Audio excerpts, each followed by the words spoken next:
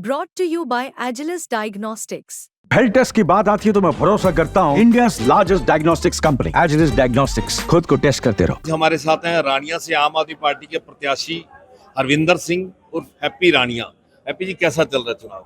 बहुत बढ़िया। सब तो पहला मैं ਤੁਹਾਡੀ मीडिया की टीम का बहुत बहुत धन्यवाद करता हूँ। जो पहले तो मैं आपकी मीडिया की टीम का बहुत बहुत धन्यवाद करता हूँ जो आप यहाँ रानिया आज पहुँचे। और बात करें चुनाव की तो सर बहुत बढ़िया चुनाव चल रहा है। अब लोगों में एक लोक लहर बन चुका है ये चुनाव।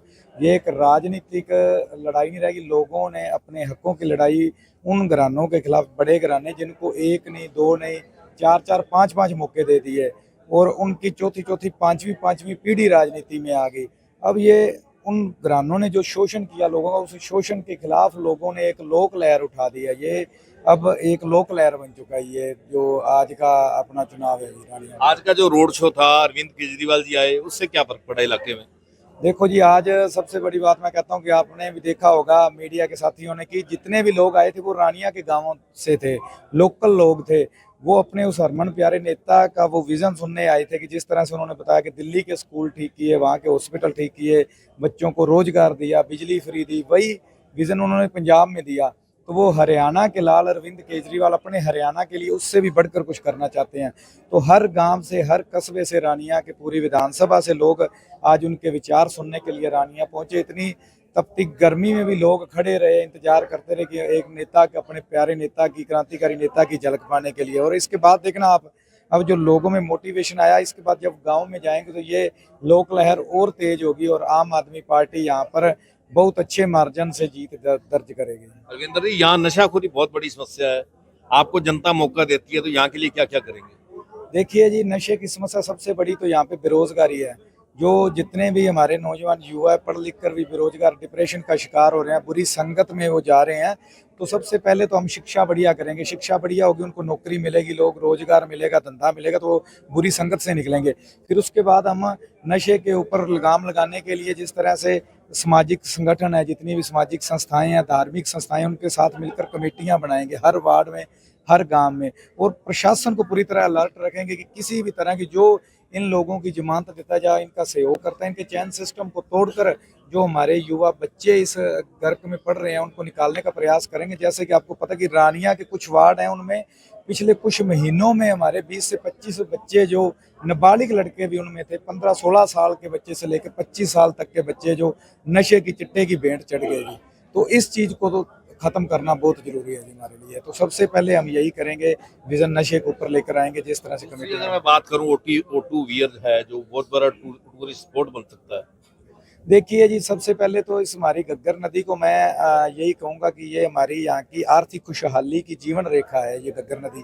तो इसको बारहमासी किया जाए, इसको यमुना से लिंक करके इसमें पानी आए और वो पानी हमारे खेतों को, जिस तरह से हमारे अभी कुछ गांव रहते हैं यहाँ पे फ्लडी नहरों की जरूरत है, केरवाला, मम्मड़, इन गाँवों को फ्लडी पानी की जरूरत है। जो फ्लडी नहर यहाँ से निकली भी, वो उसमें पानी नहीं जा रहा है। इस बार जितने दिन भी फ्लड का पानी आया वहाँ तक पानी नहीं पहुँच पाया। तो उन नहरों की सफाई टाइम टू टाइम होती रहे, जो और फ्लडी नहर है वो भी निकलती रहे। और ये घग्गर वियर है जो ये बारहमासी बने, यहाँ पे झील को डेवलप किया जाए, यहाँ पे टूरिस्ट पैलेस बहुत अच्छे टूरिस्ट के लिए बन सकता है। लेकिन जो हमारी सरकार है वो, उन्होंने जो भी किया आज तक सिर्फ पैसे खाने का एक बहाना बनाया और उसके आगे कुछ भी नहीं किया। रानिया के साथ तो मैं पहले भी कहता हूँ एक सौतेला व्यवहार रखा है। यहाँ से एक अच्छी इनकम का सोर्स भी गवर्नमेंट का बन सकता है, टूरिस्ट बना के, पैलेस बना के इसको। और सिंचाई के लिए भी बहुत बढ़िया ये एरिया इतना ज़्यादा खुशहाल, और ज़्यादा खुशहाल हो जाएगा। जिस तरह से अब ये डार्क जोन जा रहा है तो धान की पैडी की बेल्ट है और ये डार्क जोन से भी बच जाएगा और सारी समस्याओं का हल हो सकता है। हैप्पी जी, आपका मुकाबला बड़े बड़े लोगों से है, मंत्री रह चुके हैं, चौटाला परिवार मुख्यमंत्री रह चुका है, कैसे देखते हैं बड़े लोगों से मुकाबला? देखो जी, बड़े लोग ही बड़ा बनाते हैं। जब बनाते हैं उनको भी एक दिन लोगों ने बड़ा बनाया। और जब लोग चाहते हैं तो कुर्सी पे बिठा देते हैं, लोग चाहते हैं तो कुर्सी से उतार लेते हैं। अब लोगों ने उनको बहुत मौके दे लिए, बहुत बार देख लिया, एक नहीं, दो नहीं, चार चार बार देख लिया। अब लोग उनको कुर्सी से उतारेंगे और अपने साथी को, अपने बेटे को, अपने बीच के, अपने छोटे किसान को, मजदूर को, अपने साथी को उस कुर्सी पे बिठाएंगे कि जो उनकी बात सुन सके। क्योंकि आम आदमी, आम इंसान तो उन लोगों तक पहुंच ही नहीं कर पाता। हर गांव में इनके 2-2, 4-4 आदमी हैं, सिर्फ वही लोग हैं, वो जैसे करते हैं बस वैसे चलता रहता है। लेकिन हम जैसे हैप्पी के पास में पहले का तो एक ही घर है, और अपने गांव में अपने रानिया में ना तो मेरे पास सिरसा कोठी, ना चंडीगढ़, ना दिल्ली, और यहीं रहेंगे। पहले भी लोगों के बीच सेवा करते थे, आगे भी इसी तरह से सेवा करेंगे। और लोग चाहते हैं तो सब कुछ करते हैं, हैप्पी अकेला कुछ नहीं कर सकता, लेकिन लोग जुड़ रहे हैं गाँव गाँव। लोग कह रहे हैं कि ये इलेक्शन आपका नहीं हमारा है और हम लड़ेंगे। हैप्पी जी, इसी बात को लेकर आपने एक नारा दिया था, जनशक्ति वर्सेस धनशक्ति। बिल्कुल जी, देखो जी, जब लोग उठते हैं तो वो जनता इकट्ठी होती है, तो धन का कोई, आपने पंजाब में भी देखा होगा कैसे एक मोबाइल ठीक करने वाला, कैसे एक मजदूर का बेटा, कैसे किसान का बेटा जीता।